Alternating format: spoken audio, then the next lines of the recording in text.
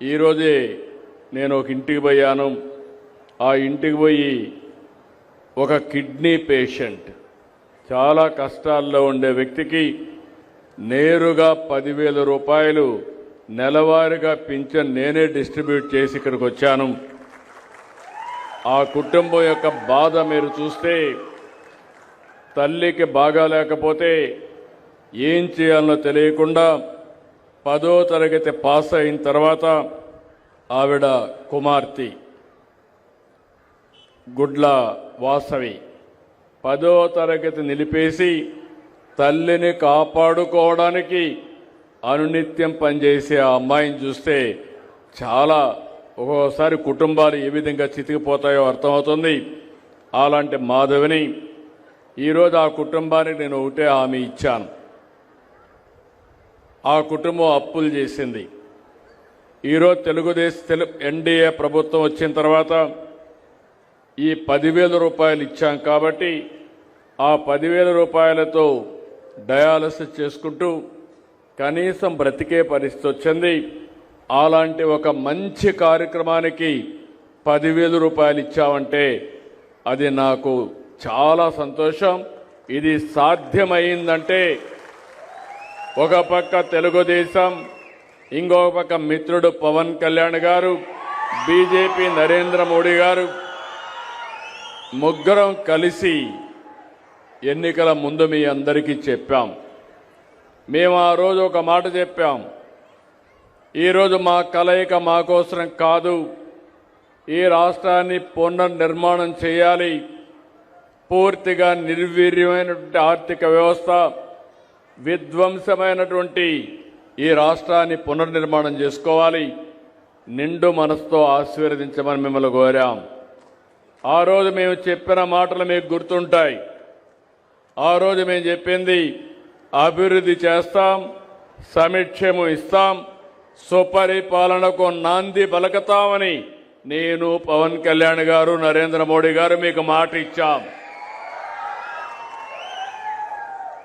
ఇచ్చిన మాటకు మిమ్మల్ని అందరినీ చూస్తే మామూలు స్పందన కాదు, నా జీవితంలో ఎప్పుడూ చూడనటువంటి స్పందన. ఎవరిని అభ్యర్థిని పెడితే వాళ్ళు గెలిపించారు. 94% స్ట్రైక్ రేట్ అంటే 57% ఓట్లేసి గెలిపించిన ఘనత రాష్ట్ర ప్రజానీకానిది. 175 అసెంబ్లీ సీట్లలో 164 సీట్లు గెలిపించారు. అది చూసిన తర్వాత మా బాధ్యత పెరిగింది. మేము ఆ రోజు మీకు హామీ ఇచ్చాం, సూపర్ 6 అన్నాం. సూపర్ 6 అంటే చాలా మంది ఎగతాళి చేశారు, అసాధ్యం అన్నారు. ఈరోజు చెప్తున్నా, సూపర్ 6ని సూపర్ హిట్ చేసింది ఎన్డీఏ ప్రభుత్వాన్ని మరొకసారి విజ్ఞప్తి చేస్తున్నాను. నెలవారీగా పింఛన్లు, ఇది ఒక సరికొత్త రికార్డు. ఈరోజు మీరు చూస్తే రేపు 14కి ఎగ్జాక్ట్గా 18 నెలలు అవుతుంది. 18 నెలల్లో ఒక్క పింఛన్ల కోసం 50,000 కోట్ల రూపాయలు ఖర్చు పెట్టాం.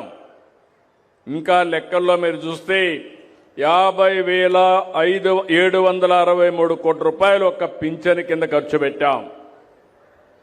ఈరోజు భారతదేశ చరిత్రలో ఏ రాష్ట్రం కూడా ఇంత పెద్ద మొత్తంలో డబ్బులు ఖర్చు పెట్టడం లేదు. ఒకసారి మీరు చూస్తే మనం సంవత్సరానికి 32,143 కోట్లు ఖర్చు పెడుతున్నాం. మన తర్వాత ఖర్చు పెట్టే రాష్ట్రం తెలంగాణ 8,179 కోట్లు. కర్ణాటక మనకంటే ధనిక రాష్ట్రం, మనకంటే పెద్ద రాష్ట్రం, వాళ్ళు ఖర్చు పెట్టేది 4,712 కోట్లు. మహారాష్ట్ర మనకంటే 2 3 రాష్ట్రం, అది 2 ఉంటుంది.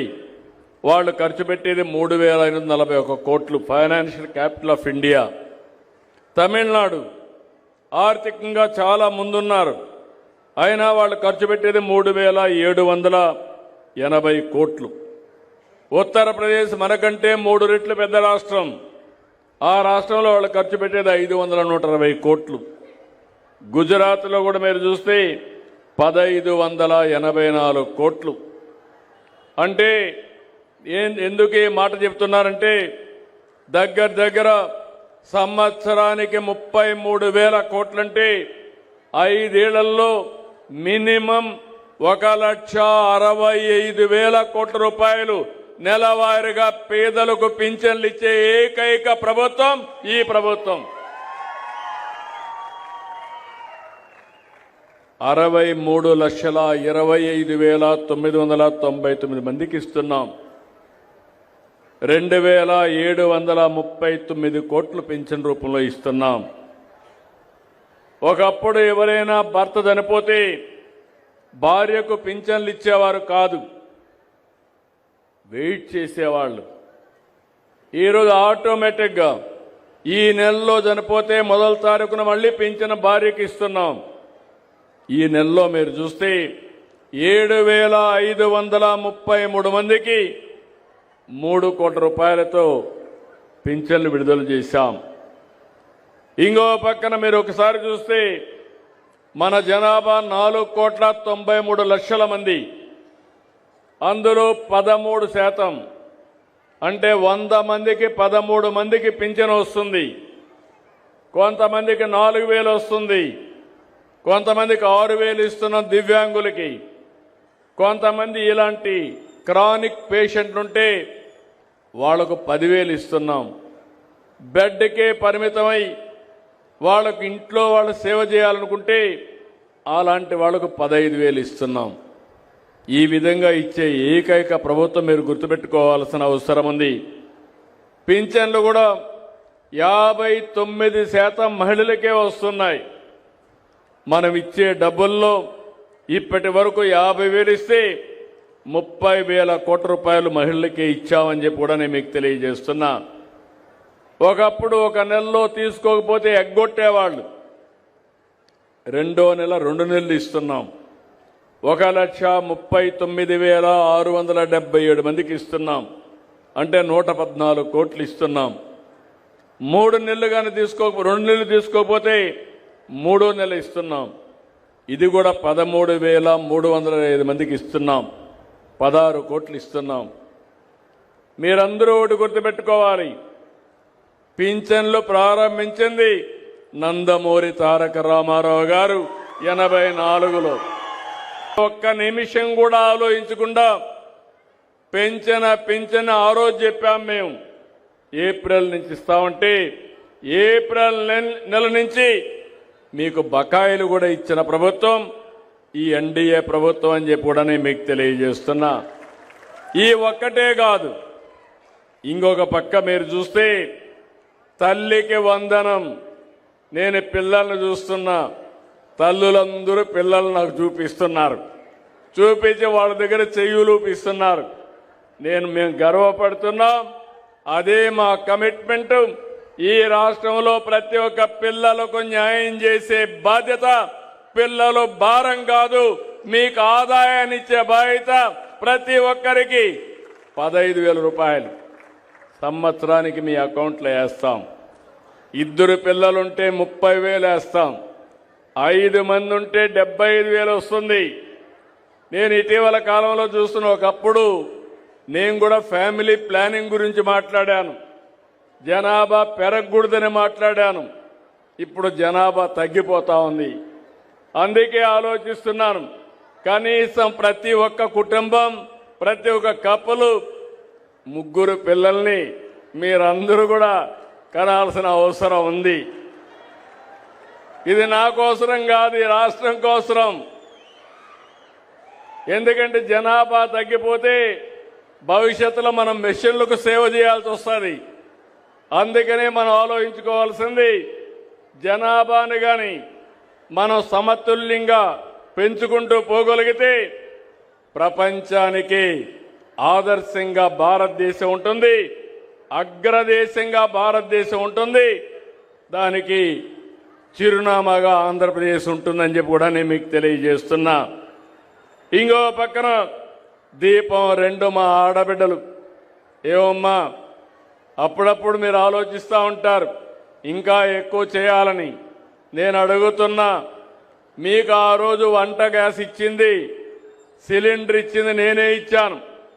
కట్టె పొయ్యలు పెట్టుకుని పొగంతా వస్తూ ఉంటే నా తల్లి పడిన కష్టం నా ఆడబిడ్డలకు పడకూడదని 95-90 ఏళ్ళు వంట గ్యాస్ సిలిండర్లు ఇచ్చాను. ఈసారి మళ్ళీ మీరు కొంతమంది వంట చేయాలంటే ఖర్చు ఎక్కువ అవుతుందంటే మొట్టమొదటిసారిగా 3 సిలిండర్లు ఉచితంగా సంవత్సరానికి ఇస్తున్నాం. అది ఈ ప్రభుత్వం చేపట్టిన కార్యక్రమం. ఇక్కడ మా మంత్రి మనోహర్ గారిని అభినందిస్తున్నా. గ్యాస్ సిలిండర్లు కానీ అదే సమయంలో ప్యాడీ ప్రొక్యూర్మెంట్ కూడా రైతులందరూ ఇక్కడ ఉన్నారు. గత ప్రభుత్వం 1650 కోట్ల రూపాయలు అప్పు పెడితే ఆ అప్పంతా ఇచ్చి ఈరోజు మీరు వరి ధాన్యం ఇచ్చినటువంటి మ్యాక్సిమం 24 గంటలు 5-6 గంటల్లోనే మీ అకౌంట్లో డబ్బులు వేస్తున్నామంటే అది ఈ ప్రభుత్వం యొక్క పనితనం.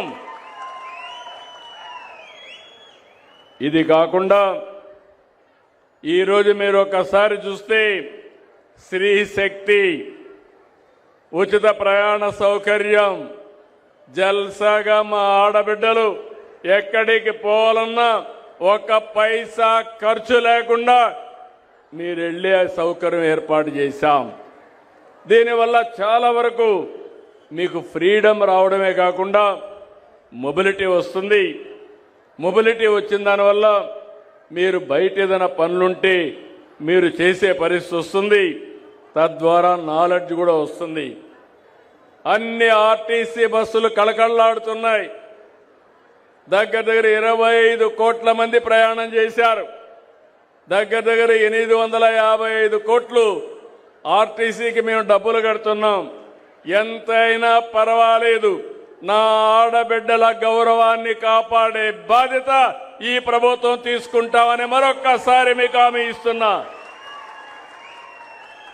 మొన్నటి వరకు ఎక్కడ చూసినా మన పిల్లలు చదువుకోవాలంటే టీచర్లు లేని పరిస్థితి. 16,347 మంది మెగా డిఎస్సి సంవత్సరంలో పూర్తి చేసి అందరికీ పోస్టింగ్స్ ఇచ్చి పంపించాం. అన్నదాత సుఖీభవ. ఈరోజు 20,000 ఇస్తా ఉన్నాం. కేంద్రం 6,000, రాష్ట్రం 14,000. ఒకప్పుడు ప్రభుత్వం ఇచ్చింది 7,000 ఇస్తే దాన్ని రెండింతలు చేసి 14,000 రూపాయలు చేశాం. ఇంకో పక్కన ఈరోజు మీరు చూస్తే ఎక్కడికక్కడ అన్ని విధాల ఈ ప్రభుత్వం మీకు ముందుంటాం. ఇప్పుడే ఇక్కడుండి స్వర్ణ గ్రామం యొక్క సెక్రటరీ ఒక మాట చెప్పాడు. నేను 5 ప్రిన్సిపల్స్ పెట్టాను. రాష్ట్ర రైతాంగం బాగుండాలి, వీళ్ళ జీవితాల్లో వెలుగు రావాలి, వ్యవసాయం గిట్టుబాటు కావాలి, వ్యవసాయం చేసిన రైతు నష్టపోకుండా ఉండడానికి 5 ప్రిన్సిపల్స్ పెట్టుకున్నాం. Water security. ఒకప్పుడు నేను ఏలూరు చూసేవాడిని, వెస్ట్ గోదావరి జిల్లా, భీమవరం ఆ పక్క డెల్టాకు పోతే ఎన్ని నీళ్లు కావాలని ఉంటాయి. మెట్ట ప్రాంతాలకు వస్తే పాతాళ గంగ మారిగా చాలా కిందికి నీళ్లు వెళ్ళిపోయే పరిస్థితి వచ్చింది. ఆ రోజు ఈ ప్రాంతంలో ఉచిత కరెంట్ ఇమ్మంటే ఆ రోజు లో వోల్టేజ్ ఉంటే పరిష్కారం చేశాం. ఈరోజు ఇక్కడ అందరి రైతాంగానికి విజ్ఞప్తి చేస్తున్నా, మీరంతా పామాయిల్ వేశారు.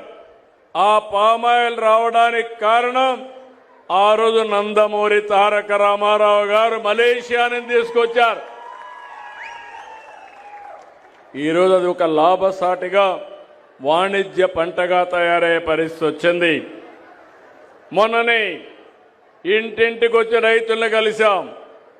ఎల్లుండ మళ్ళీ ఒకసారి రైతు సేవా కేంద్రాల వారిగా ఎలాంటి పంటలు వేయాలి, ఏ విధంగా వ్యవసాయం చేయాలి, మిమ్మల్ని అందరినీ ఏ విధంగా ముందుకు తీసుకుపోవాలో 5 ప్రిన్సిపల్స్తో ఒకటి వాటర్ సెక్యూరిటీ. పోలవరం ఉంది, 3 మీటర్లు నీళ్లున్నాయి. అదే ఏలూరు జిల్లా ఉంది, 16.2 మీటర్లు కిందన నీళ్లున్నాయి. మనకు పామాయిల్కి కూడా ఎక్కువ నీళ్లు కావాలి. అలాంటప్పుడు ఈ నీళ్లు కానీ మనం కానీ ఇది చేసుకోగలిగితే పక్కనే గోదావరి ఉంది, రైట్ మెయిన్ కెనాల్ ఉంది, నీళ్లన్నీ విజయవాడకు పోతాయి. రేపు రాబోయే రోజులు ఇప్పుడే మహేష్ యాదవ్ గారు చెప్పినట్టు తప్పకుండా తొందరలోనే చింతలపూడి లిఫ్ట్ ఇరిగేషన్ కూడా తీసుకొస్తాం. అదే మరి పోతూ ఎమ్మెల్యే ధర్మరాజులు గారు ఒకటి అడిగారు, ఇక్కడ చెరువులు ఉన్నాయి, అన్ని చెరువులకు నీళ్లు ఇస్తే భూగర్భ జలాలు పెరుగుతాయని. అవసరమైతే పోలవరం నుంచి రైట్ మెయిన్ కెనాల్ నుంచి మీకు నీళ్లు ఇచ్చే బాధ్యత ఈ ప్రభుత్వం తీసుకుంటామని కూడా మీ అందరికీ హామీ ఇస్తున్నా.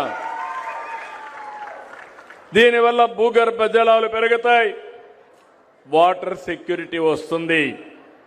ఇంకో పక్క మీరు ఒకసారి చూస్తే ఆహారపు అలవాట్లు మారిపోయినాయి. ఇప్పుడే నేను ఆ కుటుంబాన్ని చూశాను.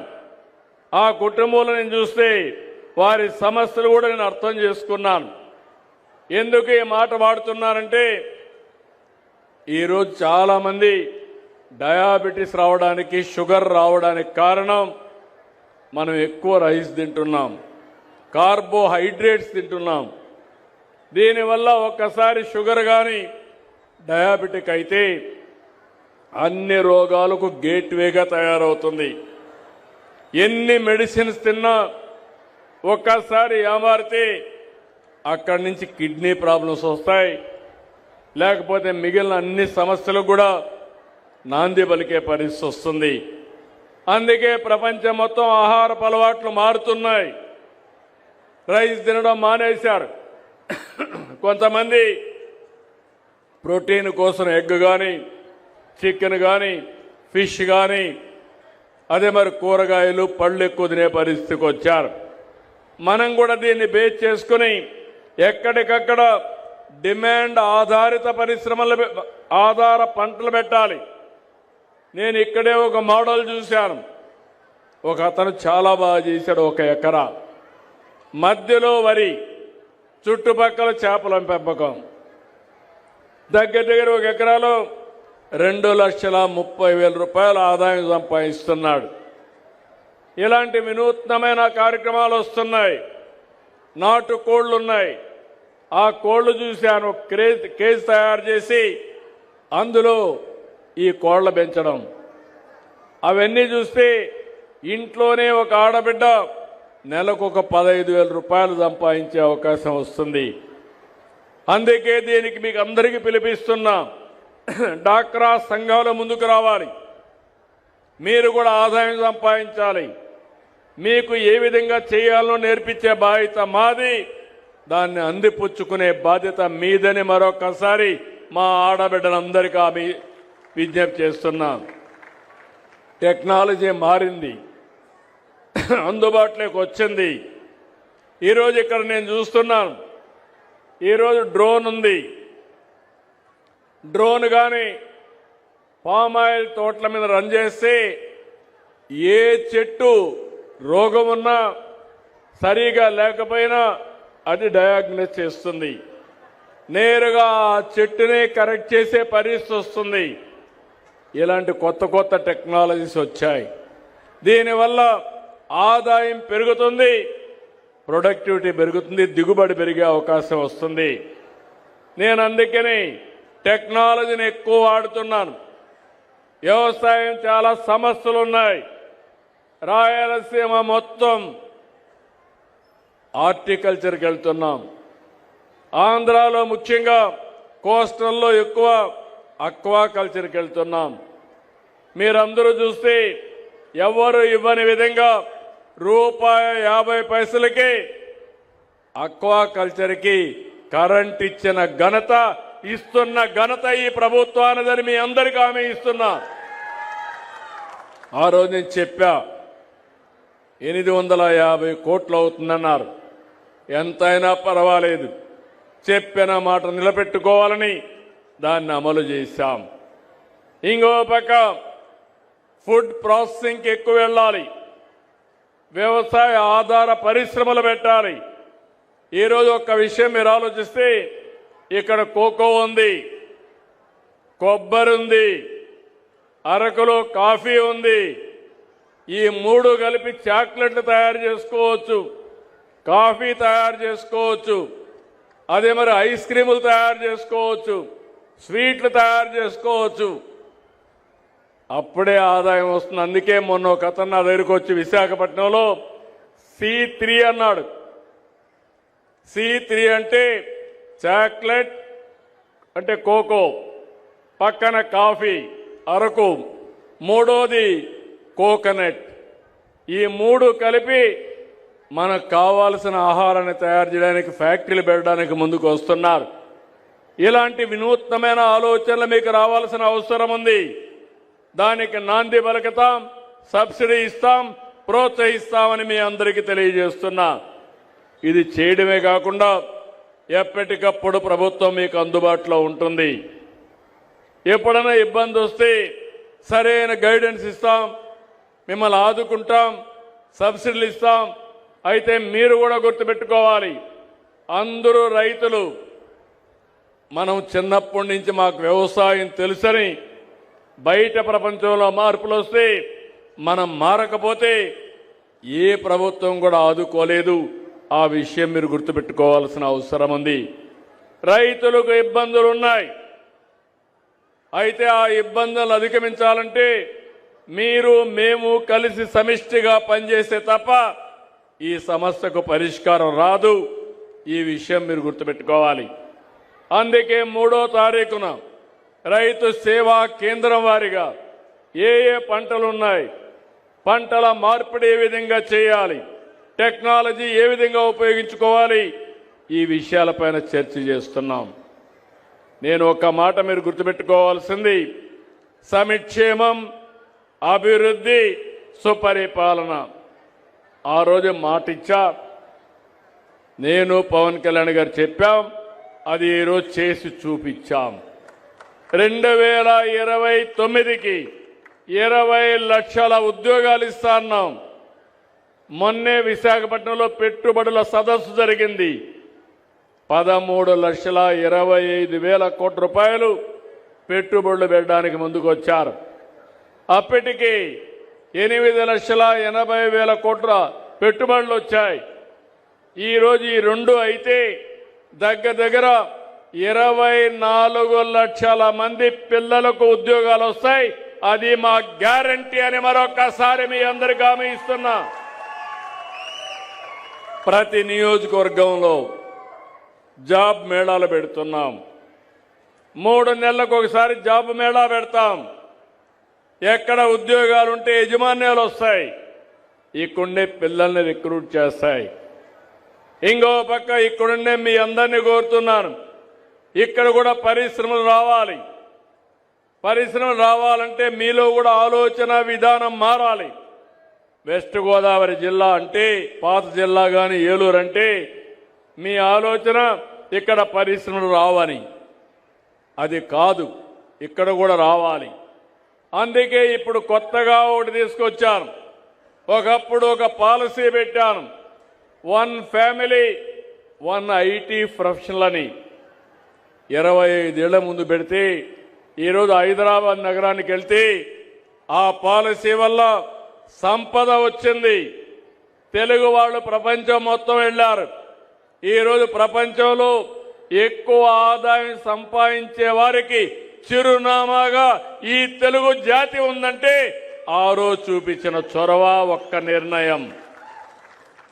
ఈరోజు అందుకే ఇంకొక మాట అంటున్నాను, 1 ఫ్యామిలీ 1 ఆంటర్‌ప్రెన్యూర్. కుటుంబానికి ఒక పారిశ్రామికవేత్త. అది MSME కావచ్చు, మైక్రో ఎంటర్ప్రైజ్ కావచ్చు, రైతులు కావాలంటే ఫార్మర్స్ ప్రొడ్యూసర్స్ ఆర్గనైజేషన్స్ కావచ్చు. ఇవి పెట్టుకుంటే మీరు పండించే పంటల నుంచి మనం ఆదాయాన్ని సంపాదించుకోవడం, మధ్యవర్తులు లేకుండా మన పనులు మన వ్యవసాయ ఉత్పత్తులు మనం చేసుకునే పరిస్థితి వస్తుంది. అందుకే వ్యవసాయానికి ఎక్కువ ప్రాధాన్యత ఇచ్చి అగ్రితో పాటు ఈ ప్రాంతంలో పరిశ్రమలు కూడా తీసుకొస్తాం. ఇంకో పక్క ఈరోజు మనం ఒకసారి చూసినప్పుడు ఇక్కడ ఏలూరు ప్రాంతంలో ఇప్పుడే కలెక్టర్ గారు మాట్లాడుతూ ఒక మాట చెప్పారు. 16.22 మీటర్ల లోతులో నీళ్లున్నాయి. దాన్ని పటిష్టం చేయాల్సిన బాధ్యత కూడా ఉంది. ఇంకో పక్కన ఈరోజు ఇక్కడ చూస్తే కొల్లేరు సదస్సు కూడా ఇంకొక సమస్య ఉంది. ఎన్నో సంవత్సరాల నుంచి సమస్య ఉంది. తప్పకుండా కొల్లేరు సమస్య కూడా పరిష్కారం చేసి ఇక్కడ రైతులకు న్యాయం చేసే బాధ్యత తీసుకుంటాం. ఇంకో పక్క పోలవరం నాకు 2027కి గోదావరి పుష్కరాల కంటే ముందే పోలవరాన్ని పూర్తి చేసి జాతికి అంకితం చేస్తాం. చిరకాల వాంఛ. ఒక కాటన్ గారు ధవళేశ్వరం బ్యారేజ్ కడితే ఇప్పుడు కూడా విగ్రహాలు పెట్టి పూజిస్తున్నాం. అలాంటిది రాష్ట్రానికి వెన్నెముక అయినటువంటి పోలవరాన్ని పూర్తి చేసి జాతికి అంకితం చేస్తాం. ఇది ఒక పెద్ద గేమ్ చేంజర్ అవుతుంది. ఈస్ట్ గోదావరి, వెస్ట్ గోదావరి పాత జిల్లాల్లో నీటి ఎద్దడనే మాటే ఉండదు. అట్లనే అందరూ వరి పంటేస్తే కొనేవాడే ఉండడు. ఈ విషయం కూడా మీరు గుర్తుపెట్టుకోవాలి. ఒక పంట తప్పదు కాబట్టి వరేద్దాం, రెండో పంటను మారద్దాం. మెట్ట ప్రాంతాల్లో ఆదాయం వచ్చే పంటలు వేసుకుందాం. తద్వారా మన జీవితాలను బాగు చేసుకునే విధంగా ముందుకు పోదామని చెప్పి కూడా నేను మీకు తెలియజేస్తున్నా. మీలో ఒక విషయం మీరు గుర్తుపెట్టుకోవాలి. పోలవరం పూర్తి కావాలి. నీళ్లు వస్తే పొలాలకు విలువ వస్తుంది. నీళ్లు లేకపోతే పొలాలకు విలువ ఉండదు. ఒకప్పుడు ఇక్కడ నీళ్లు ఉండేటివి కాదు. ఆ రోజు ఇబ్బందులు పడ్డాం. తర్వాత పామాయిల్ వేసాం. ఈరోజు మీరు చూస్తే డెల్టా కంటే మెట్ట ప్రాంతంలోనే భూముల రేట్లు ఎక్కువ. అవునా కాదా అని మిమ్మల్ని అడుగుతున్నా. ఆదాయం కూడా ఎక్కువ. అది విజన్కు ఉండే ప్రభావం. అదే సమయంలో రేపు రాబోయే రోజులు మీరు చూస్తే ఒకప్పుడు హైదరాబాద్ నేను చూశాను నా కళ్ళ ముందరనే. జూబ్లీ హిల్స్ అనేది డెడ్ ఎండ్. ఆ పక్క ఏముండేది కాదు. గుట్టలు, రాళ్ళు, లేకుంటే కారు కూడా పోయేది కాదు. ఆ రోజు ఒక్క హైటెక్ సిటీతో ప్రారంభించాం. తర్వాత ఐటీకి ప్రాధాన్యత ఇచ్చాం. ప్రపంచాన్ని మొత్తం కంపెనీలు తీసుకొచ్చాం. చుట్టుపక్కల కావాల్సిన ఇన్ఫ్రాస్ట్రక్చర్ డెవలప్ చేశాం. ఈరోజు మీరు అక్కడ చూస్తే కోకాపేట ఒకప్పుడు 10,000 రూపాయలు ఎకరా ఉంటే ఇప్పుడు 170 కోట్లు, 160 కోట్లు ఎకరా అమ్మతా ఉంది. అంటే అభివృద్ధి జరిగితే భూమికి రెక్కలు వస్తాయి. మనుషుల మేధాశక్తికి ఆదాయం పెరిగే పరిస్థితి వస్తుంది. అభివృద్ధి అనేది చాలా ముఖ్యం. ఈ విషయం కూడా మీరు గుర్తుపెట్టుకోవాల్సిన అవసరం ఉంది. తెలంగాణ ప్రభుత్వం 10 ఎకరాలు అమ్మితే 1355 కోట్లు వచ్చింది. ఇది మీరందరూ గుర్తుపెట్టుకోవాల్సింది. ఇలాంటివన్నీ కూడా జరిగే అవకాశం వస్తుంది. నేను అనంతపూరు బాగా వెనుకబడిన జిల్లా, కరువు జిల్లా, ఎడారిగా మారిపోతున్నారు. మారిపోయే సూచనలు వచ్చాయి. రాయదుర్గంలో ఎడారిగా మారకుండా ఉండడానికి నేను ఆ రోజు డబ్బులు ఖర్చు పెట్టి కొంత కాపాడే ప్రయత్నం చేశాం. నా కళ్ళ ముందరిని ఆ జిల్లాను చూశాను. ఒకప్పుడు నీళ్లు లేక కరువు వస్తే వేరే ప్రాంతాల నుంచి నీళ్లు కూడా తీసుకుపోయి అక్కడ పశువులను కాపాడుకున్నాం. మన ఈస్ట్ వెస్ట్ గోదావరి నుంచి గడ్డి తీసుకుపోయి వేగంలో ఆ పశువులను కాపాడుకున్న పరిస్థితి. ఈరోజు నీళ్లు ఇచ్చాం. హార్టికల్చర్ పంటలు పెట్టారు, మైక్రో ఇరిగేషన్ డబ్బులు ఇచ్చాం. ఈరోజు అనంతపురం జిల్లా ఆర్థికంగా అగ్ర జిల్లాగా తయారయ్యే పరిస్థితుందంటే ఇది తెలుగుదేశం పార్టీ, ఎన్డీఏ, నేను గాని మా మిత్రుడు పవన్ కళ్యాణ్ గాని ఆలోచించే విధానం అని మరొక్కసారి మీ అందరికీ చేస్తున్నా. ఈరోజు అమరావతి ఉంది, మీరు గుర్తుపెట్టుకోవాలి. పోలవరం పూర్తి చేస్తే నీళ్లు వస్తాయి. విశాఖపట్నం మొన్నే మీరు చూశారు. విశాఖపట్నం నగరంలో గూగుల్ వచ్చి డేటా సెంటర్ ఏఐ పెట్టడానికి ముందుకు వచ్చారు. మనకు ఆర్థిక సంస్కరణలు వచ్చిన తర్వాత మొట్టమొదటిసారిగా 15 బిలియన్ US అంటే దగ్గర దగ్గర 1,40,000 కోట్ల రూపాయలు పెట్టుబడులు పెడుతున్నారు. అది ఈ ప్రభుత్వం పైన ఉండే విశ్వసనీయతని మరొకసారి మీ అందరికీ విజ్ఞప్తి చేస్తున్నా. దీనివల్ల విశాఖపట్నం బ్రహ్మాండంగా అభివృద్ధి అవుతుంది. ఈరోజు విశాఖపట్నం ఎకనామిక్ రీజియన్ తీసుకొస్తున్నాం. ఇప్పుడు ఇక్కడ ఉన్నారు, 1 అవర్లో మీరు అమరావతికి వస్తారు.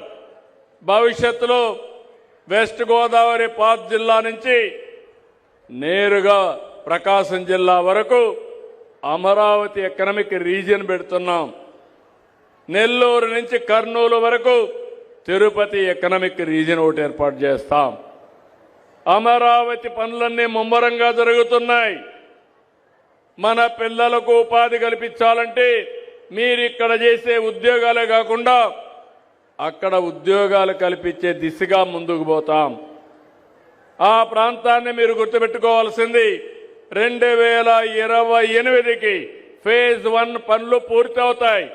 ప్రపంచంలోని ఒక సుందరమైన నగరంగా అమరావతిని తీర్చిదిద్దే బాధ్యత మేము తీసుకుంటాం. విశాఖపట్నం వస్తుంది, అమరావతి వస్తుంది, తిరుపతి కూడా డెవలప్ చేస్తాం. అక్కడ వెంకటేశ్వర స్వామి ఉన్నాడు. వెంకటేశ్వర స్వామి పేరు చెప్తే ప్రపంచంలో ఉండే హిందూస్ అంతా తిరుపతికి వచ్చే పరిస్థితికి వస్తారు. దాన్ని కూడా డెవలప్ చేస్తాం. కానీ మీరు పదే పదే మా మిత్రుడు పవన్ కళ్యాణ్ గారు చెప్తా ఉంటారు, రాబోయే 15 సంవత్సరాలు ఎన్డీఏ ప్రభుత్వం ఈ రాష్ట్రంలో ఉండాలనేది ఒక ఆకాంక్ష. ఈ ఆకాంక్ష అంటే దేనికోసం మీరు ఆలోచిస్తే 9 సంవత్సరాలు నేను ముఖ్యమంత్రిగా 95 నుంచి 2004 వరకు ఉన్నాను. అప్పుడే ఆ పనులన్నీ అయినాయి. తర్వాత వచ్చిన వాళ్ళు చెడగొట్టలేదు. అదే కంటిన్యూయింగ్గా పైకి వెళ్ళేది కానీ చెడగొట్టలేదు. హైదరాబాద్ ఆ స్థాయికి వచ్చింది. మీరు చూడండి, ఇదే యంత్రాంగం, ప్రభుత్వ యంత్రాంగం, ఇదే రాష్ట్రం 5 సంవత్సరాలు ఈ రాష్ట్రంలో అభివృద్ధి జరిగిందా అని మిమ్మల్ని అడుగుతున్నా. జరిగిందా తమ్ముళ్ళు అని మిమ్మల్ని అడుగుతున్నా.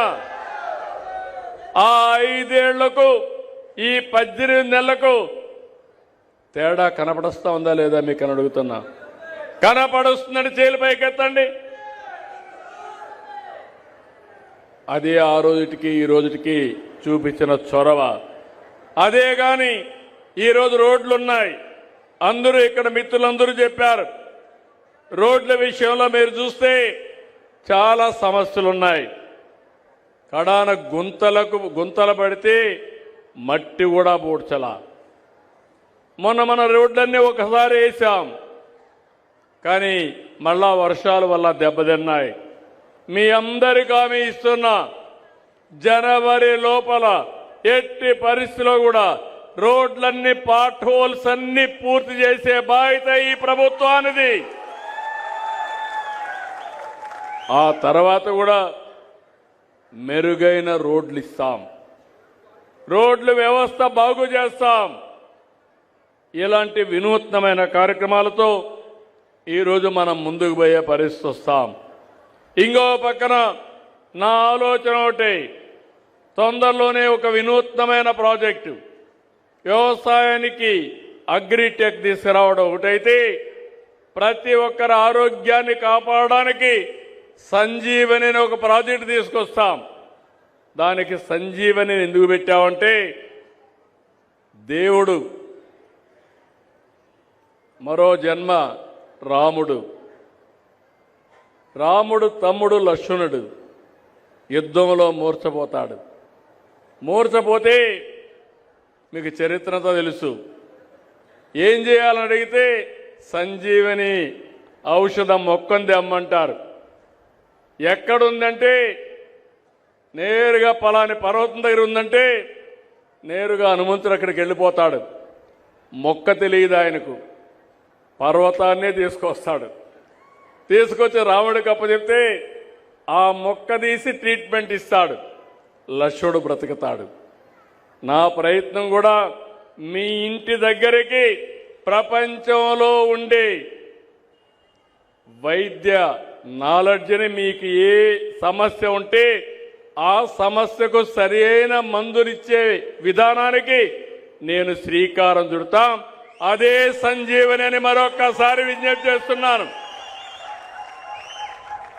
అట్లని చెప్పి అందరం కూడా ఫుల్గా భోంచేద్దాం, అంతా కూడా డయాబెటీస్కి వచ్చినా పర్వాలేదు అనుకుంటే అది కుదరదు, దెబ్బతింటారు. దినానికి ఒక అర్ధ గంట కొంతమంది కష్టపడతారు, శారీరక కష్టం. కొంతమంది అది కూడా కష్టపడరు. కొంతమంది లైఫ్ని ఎంజాయ్ చేస్తాం, జాగ్రత్తగా చేస్తారు. కొంతమంది ఎప్పుడు రామ్దేవ్ చెప్తా ఉంటాడు, బాబా 120 సంవత్సరాలు తినాల్సిన ఫుడ్ని 20-30 ఏళ్ళు తినేస్తారు. దానివల్ల ఏమవుతుంది, 120 సంవత్సరాలు బతకవలసిన వ్యక్తి 30 ఏళ్లకే. అది సమస్య. అందుకే నేను ఆలోచిస్తున్నాను, క్వాలిటీ లైఫ్ ఉండాలి, జీవన ప్రమాణాలు పెరగాలి, మనం కూడా లైఫ్ స్టైల్స్ మార్చాలి. నేను చాలామందిని చూస్తూ ఉంటాను, కొంతమంది తాగి అడిక్ట్ అయిపోతూ ఉంటారు, కొంతమంది గంజాయికి బానిసలు అయిపోతూ ఉంటారు. మొన్న ఇటీవల కాలంలో చాలా చేశారు. గంజాయి వస్తే కనీసం ఒక్క రివ్యూ మీటింగ్ పెట్టలేదు. దానివల్ల అందరికీ అలవాటు అయిపోయింది. ఇటీవల కాలంలో మీరు చూస్తున్నారు, ఆడవాళ్ళు కూడా గంజాయి అమ్మే పరిస్థితికి వచ్చి ఇప్పుడు లేడీ డాన్స్ తయారైపోయే పరిస్థితికి వచ్చారు రాష్ట్రంలో. ఆ వైఎస్ఆర్ కాంగ్రెస్ పార్టీలో ఎంత ప్రమాదం అంటే, బాబాయిని చంపడానికి ఆ రోజు పైన చేశారని నేను పదే చెప్పాను. కానీ ఊరికొక మహిళలు కూడా నేరస్తులుగా తయారు చేసే పరిస్థితికి వచ్చారు. ఈరోజు ఒకసారి చూస్తే నేను ఆనందపడ్డాను. 95-96లో ఎయిడ్స్ వచ్చింది. ఆ రోజు ఎయిడ్స్ వస్తే ఎవరు మాట్లాడేవాళ్ళు కాదు. నేను 95-96లో ఒక మాట చెప్పాను, break silence, talk about AIDS అని. ఎయిడ్స్ ఎందుకు వస్తుందంటే సెక్స్ వల్ల వస్తుంది. అలాంటప్పుడు మీరు జాగ్రత్తగా లేకపోతే బలైపోతారని ఆ రోజు నేను చెప్పాను. ఆ రోజు ఎక్కడ ఎక్కువ వచ్చిందంటే నేషనల్ హైవేస్లో ఈ డ్రైవర్లు వీళ్ళంతా కూడా ఈ బ్యాడ్ బిహేవియర్ వచ్చి చాలామంది స్ప్రెడ్ చేసే పరిస్థితికి వచ్చారు. నేను ఆ రోజు ఇంకొక మాట కూడా మాట్లాడాను, మీ పిల్లలకి ఇంట్లో మాట్లాడమని చెప్పాను. తల్లి కానీ తండ్రి కానీ పిల్లల బిహేవియర్ మారాలంటే మీరు ఈ విషయాలు రహస్యాలని చెప్పి మాట్లాడకుండా ఉండద్దండి, చర్చ చేయమని చెప్పాను. ఈరోజు చూస్తే ఆ రోజు నేను చేసిన పనికి భారతదేశంలో ఎయిడ్స్ తక్కువ ఉండే రాష్ట్రం, బ్రహ్మాండంగా జయప్రదమైన రాష్ట్రం మన ఆంధ్రప్రదేశ్ రాష్ట్రం అని మీ అందరికీ తెలియజేస్తున్నా. నేను ఆ రోజు ఒక మాట చెప్పాను, ఈ రాష్ట్రంలో ముఠాలు ఉండడానికి వీలు లేదు. రాయలసీమలో ముఠాలున్నాయి, ముఠాల పైన ఉక్కుపాదం పెట్టాను. ఈరోజు రాయలసీమలో ముఠాలు లేవు, కానీ నేరాలున్నాయి. బాబాయిని గొడ్డలి వేటితో లేపేసి దాన్ని వేరే వాళ్ళ మీద వేసే నేరాలున్నాయి. అదే మరిగా హైదరాబాద్లో మత కలహాలు ఉండేటివి. మత విధ్వంసాలు ఉండేటివి, కర్ఫ్యూలు ఉండేటివి. ఆ రోజు నేను ఒక మాట చెప్పాను, మత విద్వేషాలు రెచ్చగొట్టే వాళ్ళని వదిలిపెట్టనని చెప్పి మత సామరస్యాన్ని కాపాడాం. ఈరోజు రాష్ట్రంలో మత విద్వేషాలు లేవు, తగ్గాయి. ఎక్కడ కూడా మతాల పేరిట్ల ఘోరాలు కూడా తగ్గే పరిస్థితికి వచ్చింది. మొన్న చూస్తే చాలా వచ్చాయి. దేవాలయాలపై దాడులు జరిగాయి. ఈరోజు నేను అడుగుతున్నా, ఎవడైనా సరే సాహసం చేసి దేవాలయాలు కానీ ప్రార్థనాలయాలపైకి వస్తే అదే మీకు చివరి రోజుని మరొక్కసారి హెచ్చరిస్తున్నా. ఆ రోజు తీవ్రవాదుల సమస్య నేను చెప్పాను, ఈ సమస్య కూడా కరెక్ట్ కాదు, దీనివల్ల అభివృద్ధి ఆగిపోతుందని చెప్పాం. దానిపైన నా మీదనే దాడి చేశారు. తిరుపతిలో సాక్షాత్తు వెంకటేశ్వర స్వామి నన్ను కాపాడాడు. ఈరోజు ఆ సమస్య కూడా పరిష్కారం అయ్యే పరిస్థితికి వచ్చింది. అంటే మనం ఒక మంచి సంకల్పంతో ముందుకు పోతే, కొంత సమయానికి మనం పనిచేస్తే అది సాధ్యం. నేను అందుకే ఈ మీటింగ్ ద్వారా మీ అందరికీ విజ్ఞప్తి చేస్తున్నా, నరేంద్ర మోడీ గారు సమర్థవంతమైన నాయకత్వాన్ని కేంద్రంలో ఇస్తున్నారు. 2047కి వికసిత్ భారత్ ద్వారా ప్రపంచానికి ఒక అగ్రదేశంగా, నెంబర్ 1 దేశంగా భారతదేశం తయారవుతుంది. అదే సమయంలో ఇక్కడుండే ఎన్డీఏ ప్రభుత్వం స్వర్ణాంధ్ర 2047 తయారు చేస్తున్నాం. నిర్దిష్టమైన లక్ష్యాలు ఇచ్చాం. ఈ ప్రభుత్వం 5 ఏళ్లలో మీ తలసరి ఆదాయాన్ని 2 చేస్తాం. ఈ విధంగా చేసుకుంటూ పోతే 2047కి తలసరి ఆదాయం 55 లక్షల రూపాయలు ఉంటుంది. ఇప్పుడు 3 లక్షల నుంచి 55 లక్షలు చేసే బాధ్యత తీసుకుంటామని కూడా మీకు తెలియజేస్తున్నా. నా ఆలోచన ఒకటి, అందరు పేదరికం పోవాలి, ఆర్థిక అసమానతలు తగ్గాలి, అందరికీ మెరుగైన జీవన ప్రమాణాలు రావాలి. అందుకే P4 తీసుకొచ్చాం. అది ఏ విధంగా అమలవుతుందో ఇప్పుడే మీతో మాట్లాడతాను. ఇక్కడికి వచ్చినప్పుడు ఎమ్మెల్యే ఇక్కడుండి ఆంజనేయులు గారు చెప్పినట్టు నారాయణపురం ఇంటర్ కాలేజీ రిపేర్లు అవన్నీ ఉన్నాయి, దాన్ని రివైవ్ చేయాలన్నారు. రెండోది నిడమర్లో సిహెచ్సి ఒక హాస్పిటల్ కావాలని కోరారు. మూడోది గణపవరం బీసీ హాస్టల్ బాగా డ్యామేజ్ అయింది, ఆ రిపేర్లు కావాలని చెప్పి అడిగారు. నల్లజర్ల టు లక్ష్మీపురం రోడ్డు ఒకటి కావాలని చెప్పి అడిగారు. ఇంకో పక్క పామాయిల్లో ఎల్టీ లైన్స్ అన్ని కూడా పక్కన వేసుకోవడానికి 25% వేస్తున్నారు. అట్లా కాకుండా 2-3% కావాలని చెప్పి అడిగారు. ఇవన్నీ చేసే బాధ్యత ఈ ప్రభుత్వం తీసుకుంటాం. ఇప్పుడే కలెక్టర్ గారికి ఆదేశాలు ఇస్తున్నా, ఎస్టిమేట్స్ కూడా తయారు చేసి పంపించమని కోరుతున్నా. ఏలూరు నుంచి జంగారెడ్డిగూడెం నేషనల్ హైవే కోరారు, అది కూడా రికమెండ్ చేస్తా. అదే మరి మహేష్ కూడా పనిచేసి దాన్ని కూడా సాధిస్తారని చెప్పి కూడా నేను మీకు తెలియజేసుకుంటూ, మరొక్కసారి ఇక్కడికి వచ్చినప్పుడు మీరు చూపించిన అభిమానం చూస్తున్నా. మీరు ఎంత ఆనందంగా ఉన్నారంటే, ఎన్డీఏ నాయకులు మేము ఎవరొచ్చినా నవ్వు ముఖంతో మీ ఇంట్లో మీ కుటుంబ సభ్యుడు వస్తే ఎంత ఆనందంగా స్వాగతం పలుకుతారో అంత ఆనందంగా స్వాగతం పలుకుతున్నారు. అది చూసినప్పుడు నాకు అనిపిస్తుంది, దీనికంటే మాకేం కావాలని ఆలోచిస్తున్నా. అందుకే కష్టపడుతున్నాం. ఎప్పుడు కూడా ఇష్టపడి కష్టపడితే విసుగుండదు, కానీ కొంతమంది నటన చేసి కష్టపడితే అది నటనకే పరిమితం అవుతుంది. అందుకే మీకు హామీ ఇస్తున్నాం, మేము కష్టపడేది రాష్ట్రానికి. ఎన్ని ఇబ్బందులున్నా ఈ రాష్ట్ర ప్రయోజనాలు కాపాడుతాం, మిమ్మల్ని అన్ని విధాలు ఆదుకుంటాం. అల్టిమేట్గా 2047కి ప్రపంచంలోనే తెలుగు జాతి అగ్రజాతిగా తయారవుతుంది. ఆంధ్రప్రదేశ్ రాష్ట్రం దేశానికి నెంబర్ 1గా చేసే బాధ్యత మాది. దీనికి పూర్తిగా సహకరించే బాధ్యత, ఆశీర్వదించే బాధ్యత, ముందుకు నడిపించే బాధ్యత మీదని చెప్పి మీ అందరికీ తెలియజేసుకుంటూ, మరొకసారి ఇక్కడ నేను చూశాను గుడ్ల నాగలక్ష్మి, ఆ అమ్మాయి కిడ్నీతో బాధపడుతుందని చెప్పాను. అలాంటి కుటుంబాలు చూసినప్పుడు చాలా బాధేస్తుంది. సమస్య పరిష్కారం చేయడమే కాకుండా ఆ కుటుంబం అప్పుల పాలైంది. కలెక్టర్కి ఆదేశాలు ఇచ్చాను. టోటల్గా అప్పులన్నీ తీర్చే బాధ్యత ఈ ప్రభుత్వం తీసుకుంటాం.